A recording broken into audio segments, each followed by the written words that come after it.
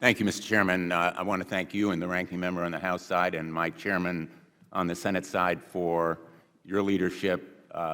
These issues have been bipartisan, and I think the record ought to reflect, Mr. Chairman, that we have a full room, standing room only.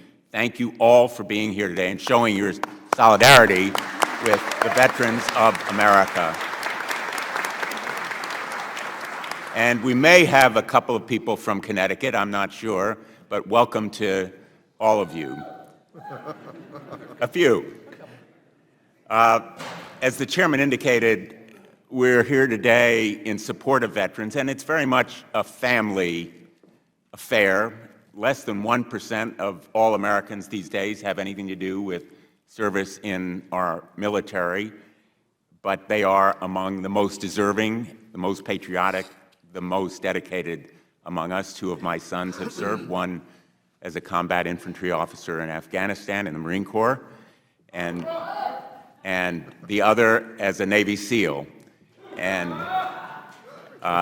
they are both proud veterans, and they keep me on the straight and narrow. We are here today at a pretty momentous and important time, and I'm just going to be very blunt. Our VA is under assault. The veterans of America are under assault. Just last night, another 1,400 members of the veterans' family were fired from their VA jobs. Many of those who were fired are themselves veterans who have dedicated their life to serving veterans. That brings the number to now 2,400 who have been fired with no credible explanation. And I recommend to you the statement that was issued by the Veterans of Foreign Wars National Commander Al Lippert just last night. I'm not going to read it all, but I ask, Mr. Chairman, that it be entered into the record if there's no objection.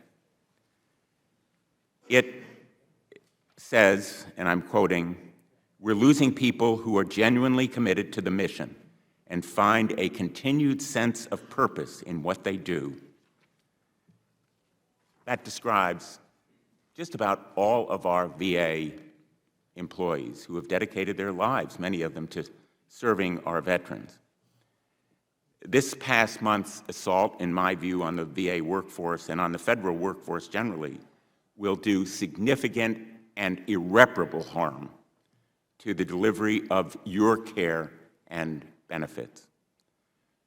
As I mentioned just last night, Secretary Collins fired another 1,400 more employees without notice and without cause, and all in the name of cost savings, even though we all know that the costs will be higher in the long run. If you don't care for a veteran when he or she needs it now, it will only be more expensive later. As veterans, you deserve a VA comprised of the very best medical providers, claims processors, cemetery directors, and other critical staff, regardless of cost. But in this instance, the cost will be higher from these supposed savings. In the name of eliminating waste, Elon Musk and Doge are laying waste to the VA. And the VA National Commander put it well when he said that Elon Musk is bulldozing the VA and other agencies.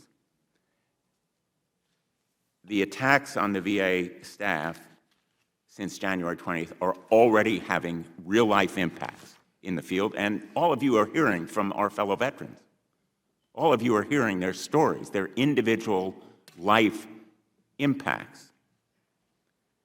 My office spoke to one employee last night, moments after she found out that she'd been terminated from her job with the Veterans Crisis Line, which of course saves people when they are thinking about taking their own lives. She's a 100% service-connected, disabled veterans and an active-duty military spouse with outstanding performance reviews. Her job is to ensure training is provided to other Veterans Crisis Line responders, empowering them to do their jobs better. Another 100% disabled veteran who served his country for 14 years, did 4 combat tours, and has 10 years of service. Fired. A veteran who was the lead coordinator on dozens of contracts for VA and had a 5 out of 5 performance rating on her last review. Fired. A disabled Army veteran who successfully transitioned out of homelessness and now has a bachelor's and 2 master's degrees, and who chose to serve his fellow veterans on the Veterans Health Administration. Fired. I could spend the rest of the morning with a list. Real-life impacts. These men and women weren't fired because of poor performance. They were arbitrarily fired because someone looked at an algorithm or at a status and saw probationary, even though they might have been promoted and are in a probationary status in that new job, and decided fired. If you believe that the VA is a system worth saving, and I think everybody in this room does, we're going to need your help. We're going to need you to be the voice and face of millions, and I mean millions, of veterans across the country whose care and benefits is at stake. As we begin the first of 6 panels over the next 2 weeks, my fellow lawmakers in both the House and the Senate need you to be bold, candid, and strong. The VFW National Commander noted that next week, on March 4th, he's going to be here before this committee. And he said, quote, "I want to see hats in the hallways of our Capitol as our legislative committee members engage with lawmakers in demanding that they, quote, honor the contract," end quote, the government has made with those who have already served and sacrificed so much for America. It's time to apply pressure and stop the bleeding, end quote. I hope we see hats in the hallways.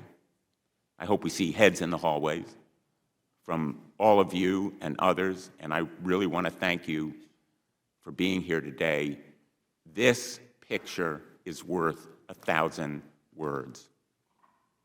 Let's keep fighting. Thank you.